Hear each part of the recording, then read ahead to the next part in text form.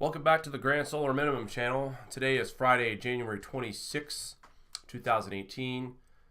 Just stepping on real quick to do a little update, kind of take you around a little bit in our space weather section of our website, thegrandsolarminimum.com. Still in progress, but a lot has been taken care of. Lots of new features. A solar scope, we already went over that last time we were on live. Take a look at our space weather. Our solar wind speeds are around 450 kilometers per second with a density under right around 1, if not lower than that. So very light, in fact. Our KP indices, looking at our sun, we don't have any sunspots. This will be day number 6 in a row now without a sunspot. And I do believe that's 12 days in 2018 without a sunspot. Looking at the solar ray flux, everything else here looks pretty normal.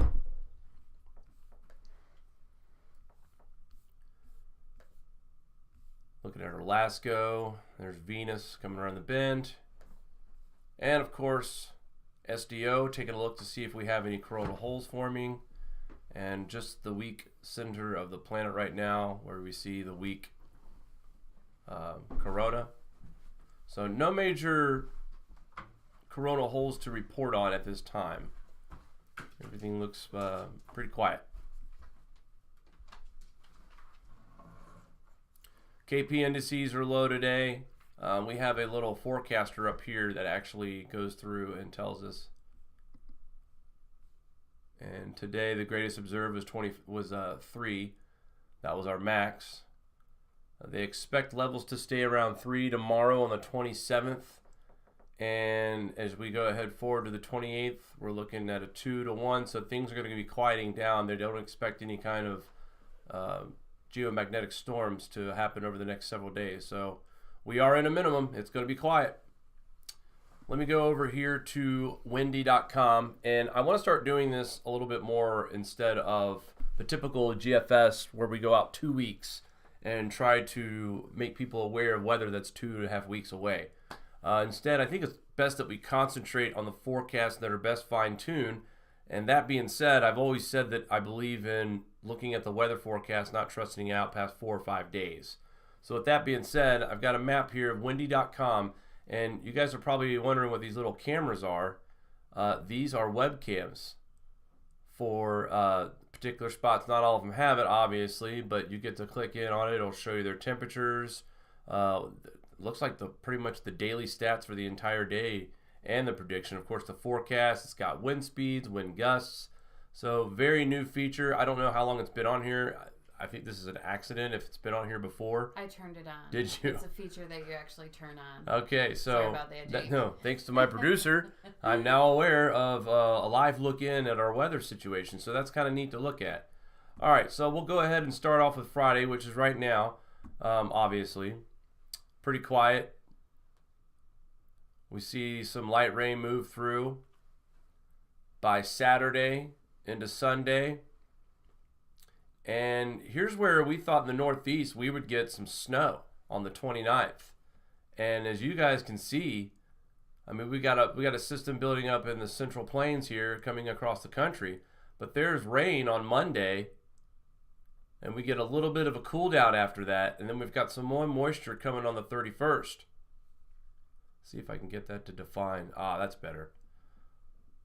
Let's start back because I could barely tell what was rain and what was snow.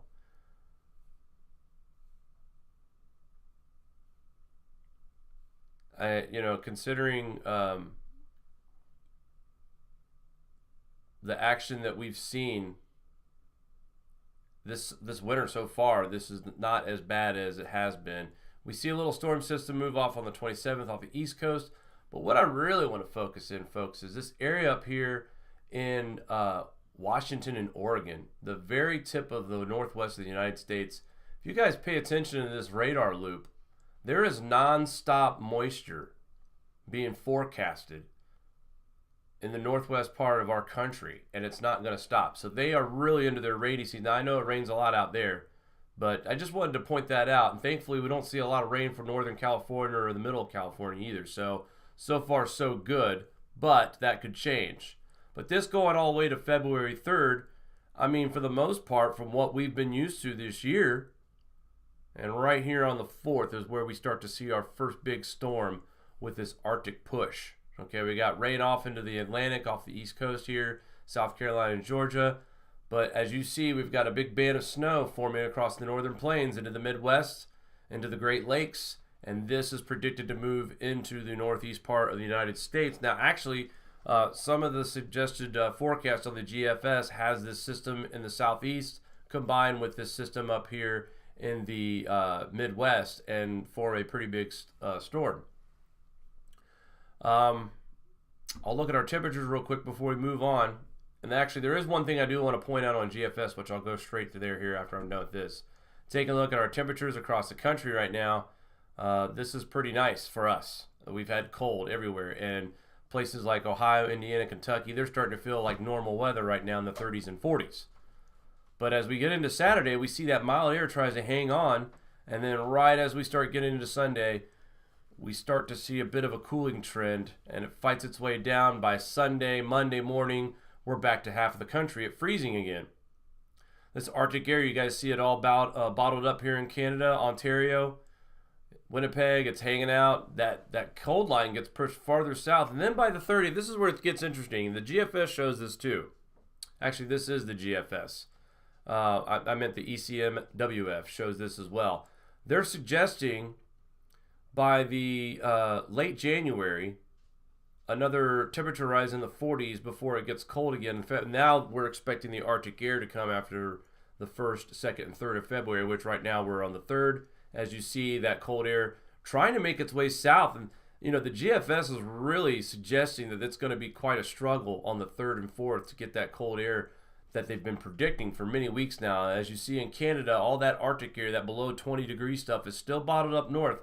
Thus far, leaving the eastern and Midwest and the northern plains as normal winter conditions. So, if anything, I'm a little bit relieved that some of this, it almost appears to me as if they are backing off a little bit on some of the weather that we were scheduled to have, especially the snow.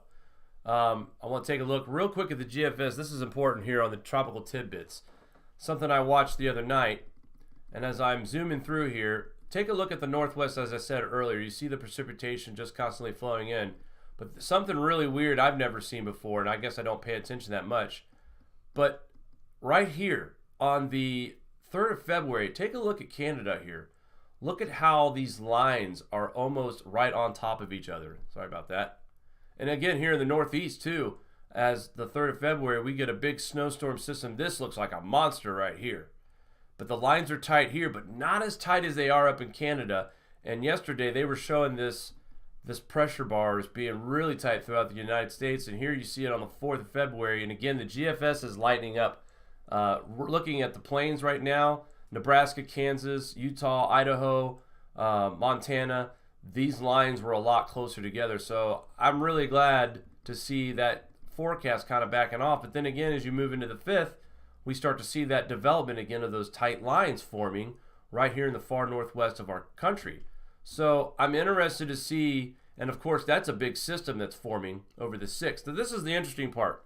February 6th, they've got rain in the forecast here for western New York, Ohio, Indiana, Illinois, most of the southeast. And here's that storm pressure system that we were talking about. Now it's starting to get its act together here in the northwest, and it's making its way across the United States. But again, look at these lines. Look how close they are. That's just going to signify this is going to be very, very gusty winds in this storm. These are going to be blizzard-like conditions, no doubt.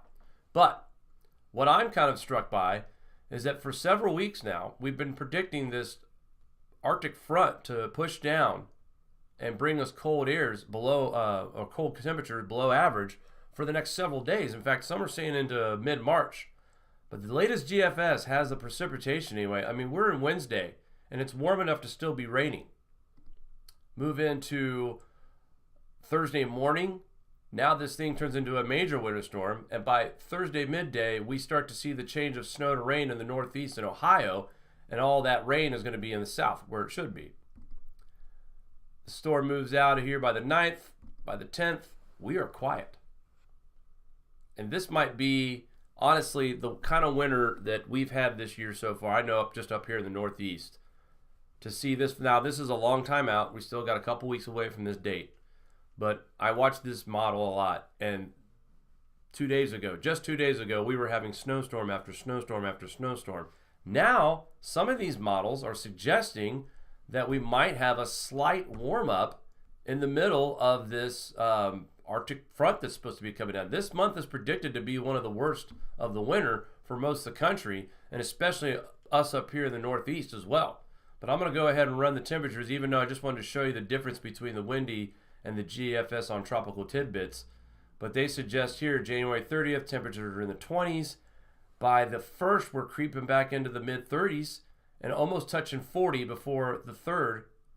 We get that Arctic air pushing down. So we'll keep our eyes. Here's that warm-up that we weren't expecting. According to the GFS on tropical tidbits, we could see temperatures in north or western New York at 53 degrees, 56 in Cleveland, mid-60s and upper 60s in the south. Get a little bit normal.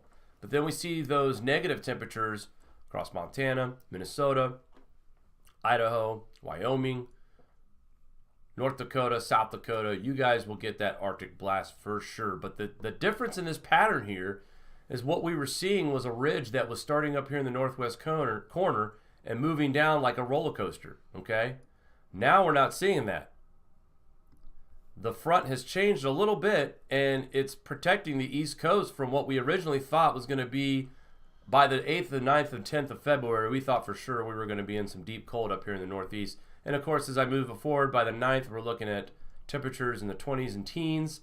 And as we get to the 12th, again, half the country is having normal winter temperatures, but the Northeast does look like it's going to be a little frigid toward the end of that week. So, again, still a lot to look for, and a lot can change between now and then. But the reason why I did use the windy.com instead of the tropical tidbits is because they give, I think, a 6-7 day outlook, and that's a little bit more accurate than trying to give someone a 2-3 week outlook on the weather. Since we're on the weather, I wanted to talk about China real quick. They are experiencing some extreme cold right now as well as we speak. Temperatures there, they're on a yellow storm warning over there as of January 24th. That was a second on their 4-tier weather warning system. They were expecting, for them, they don't get this kind of snow. So 4 inches of snow is a lot for them. But this is severe cold for them over there in China. Blizzard conditions in some areas are expected to last more than 3 days. New snow falling up to 20 centimeters. Again, 8 inches, but this region doesn't get this kind of snow. So for them to file a level 2 warning, that's a big deal for them as well. And I did want to take a quick look as well at the volcano situation. Mari has done a wonderful job on producing our videos, and she has been taking a lot of personal interest in the volcano and earthquake section. It's something that we hadn't covered for a while. Actually, the only thing that we really talked about volcanoes and earthquakes was when we had John Casey on. So ever since we haven't had him on our show, we've kind of gotten away from doing the volcanoes and earthquakes because of the weather. The weather's been crazy. Hurricanes, snowstorms, cold snaps, windstorms. But silently in the background, we've got all these volcanoes going off. The Mayan volcano, right now they're evacuating people. This is a level 4 alert. It hasn't moved up to a 5 yet, but they are really thinking that this is going to be a major event. Now, if this does become a major event, and I read an article off of spaceweather.com, and they were talking about how the earthquake eruptions that we've had right now are puny compared to what happened in 1815 for the Tambora explosion, which was a major event, and it cooled the planet, I do believe, for 3 years. It was responsible for the cooling. So we're waiting for that big volcano eruption, and also, not only are we waiting for that big volcano eruption, we're also waiting for that big earthquake. And a lot of folks are still worried about what happened out there in Alaska. There's still a lot of swarm of minor aftershocks. I think that with some of them were in the 30 3.0 range, 4.0, some 5s. But this is something that I think that we should become more active on as far as paying attention to, is these volcanoes. Because if you think it's busy now, wait until we get into this minimum. Wait till things start really ramping up. This is just the beginning. This uptick is minor compared to what's going to happen once we get full swing into this grand solar minimum. So, and with that being said, the earthquakes, the uptick this week alone has jumped up. When Alaska had the 8.2, I know USGS says it got downgraded to a 7.9, which I think how they come up with that is they take the mean average of all the numbers that come in as a report, and they take that number that averages out. But the 8.2 earthquake, some folks are worried now as well with the uptick. And when we had that earthquake earlier this week, we were averaging, our 7-day average was like in the 368 earthquakes in a 7-day average. I checked that number today and it was at 520. So there has been a little bit uptick in earthquake activity, and more than likely the majority of that activity has come from the Alaska situation. So things are really starting to heat up right now as far as volcano eruptions. I've seen some amazing lava footage, stuff that you see in movies and cartoons. And some of these volcanoes that are waking up from their long sleep, the Kondivor, is that the one? Kondivor, that was the one that hasn't erupted yet because it was underwater. That was the one that was dormant that's never gone off. So there you go. You have a 300-year volcano going off now. And the Tambora, wasn't that the first time? It was dormant for 500 years, I believe. So, some signs of what scientists have talked about, what's coming, are happening. The other day I wrote a little paper about, or a little blog about, is global cooling a debate anymore? And I guess I need to take myself out of my own shoes right now, because I write that because, especially with Mari, she is like she's like my audio book for research. Like whatever she reads it out loud. I suck it in as well. And so all the information that we are gathering right now with all the scientists and all the peer-reviewed papers and all the meteorological data and seismic data is all lining up with what happens during a grand solar minimum. And to me, when you talk about cosmic rays and this volcanic ash, these are two of the big factors in cooling. And the sun does drive the climate. Lots of scientists agree with that. I don't even, as a common sense, most people probably agree that the sun drives the climate, not CO2. In fact, right now we're seeing an example of how CO2 can cool the planet. Enough of these volcanoes have eruptions to put enough ash and cloud in the air, on top of the fact there are increased cloud coverage with cosmic rays, and then you add in lower TSI values as well, that those clouds will bounce any kind of warmth back out into space. Naturally, you're going to see a cooling effect. I'm excited to see the numbers on February 1st or 2nd about the temperature anomaly for the global part of it anyway. Last month, to my surprise, it rose. But I'd be surprised to see if it doesn't drop a little bit this month. So, also, I want to say this too, guys. Mari has found a new chart for TSI data, and it appears that it is slightly higher than the one that I've been reporting, which I knew there was two different ones, NASA and Source. And the Source is telling us that's at 1360. Now, this other data set for TSI is not arguing that we're at 1360. It's just slightly higher. Instead of 1360.7, this one's reading 1360 point, I think it was like one something. So, I'm sorry, 161.17. It's right on our website. I linked to, if you want to try it. It should work. I just updated it. It's under space weather? Yeah, under TSI. I just changed the link to the other one because I just think it's easier for people to read. Well, and it was easier for me to read. And, the other day we were trying to show everybody where to look up TSI data. And I know Mario was probably thinking there's got to be a better way to find TSI readings. And here you go, folks. They lay it out very well. I'm actually going to use this from now on. This starts at 1362.75. It bottoms out at 1359.75. So if we go along with this chart here, and this is, again, the TSI data does not come back real time, by the way. We're about 6 days behind. For instance, here's one from the 17th. I reported it was at a 1360.71.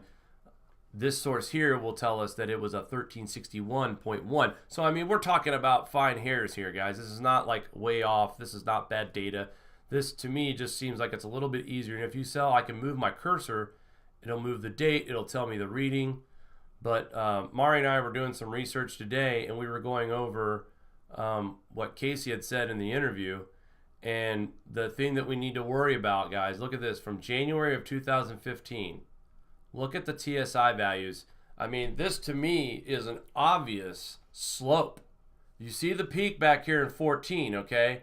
When we get to 14, that's our peak. That's the end of the max. And now we start coming out of the maximum in 15. This is a clear downtrend.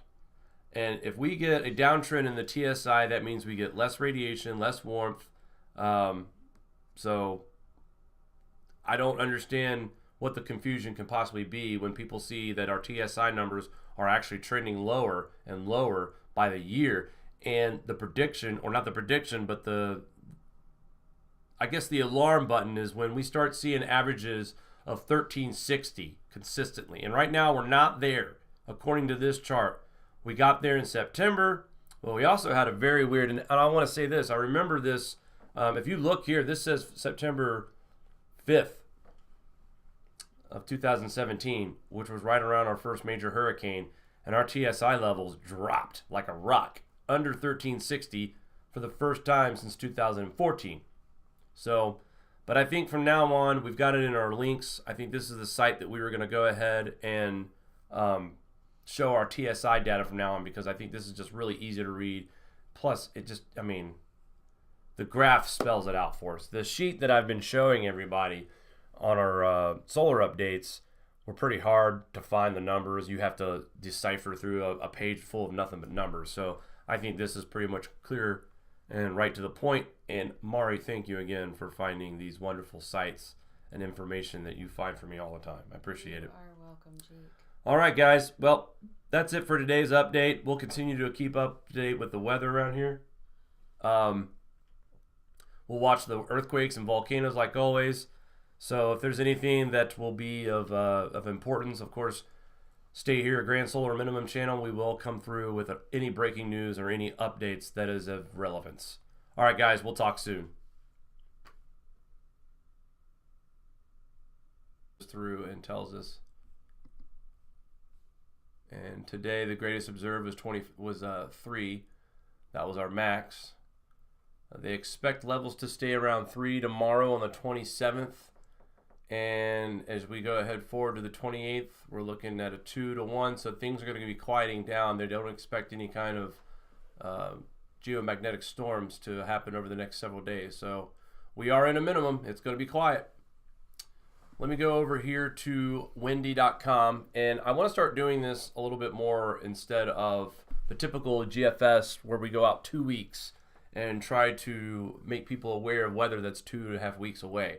Instead, I think it's best that we concentrate on the forecasts that are best fine-tuned. And that being said, I've always said that I believe in looking at the weather forecast. Welcome back to the Grand Solar Minimum channel. Today is Friday, January 26, 2018. Just stepping on real quick to do a little update, kind of take you around a little bit in our space weather section of our website, thegrandsolarminimum.com. Still in progress, but a lot has been taken care of. Lots of new features. A solar scope, we already went over that last time we were on live. Take a look at our space weather. Our solar wind speeds are around 450 kilometers per second with a density right around 1, if not lower than that. So very light, in fact. Our KP indices, looking at our sun, we don't have any sunspots. This will be day number 6 in a row now without a sunspot. And I do believe that's 12 days in 2018 without a sunspot. Looking at the solar rate flux, everything else here looks pretty normal.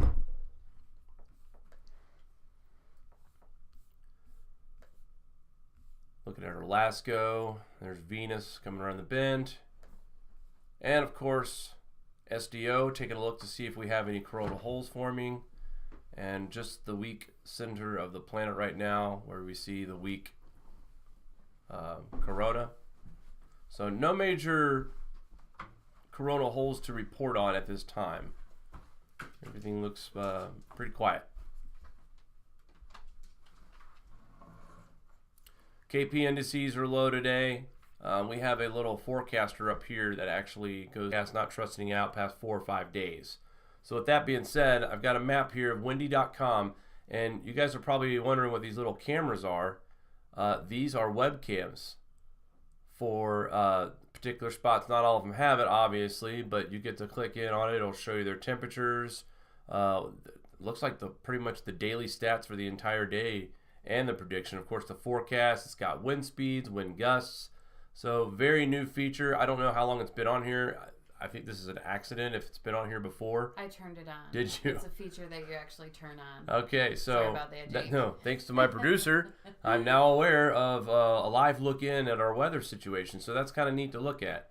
All right, so we'll go ahead and start off with Friday, which is right now, obviously. Pretty quiet. We see some light rain move through by Saturday into Sunday. And here's where we thought in the Northeast we would get some snow on the 29th. And as you guys can see, I mean, we got a system building up in the Central Plains here coming across the country. But there's rain on Monday, and we get a little bit of a cool down after that. And then we've got some more moisture coming on the 31st. See if I can get that to define. Ah, that's better. Let's start back, because I could barely tell what was rain and what was snow.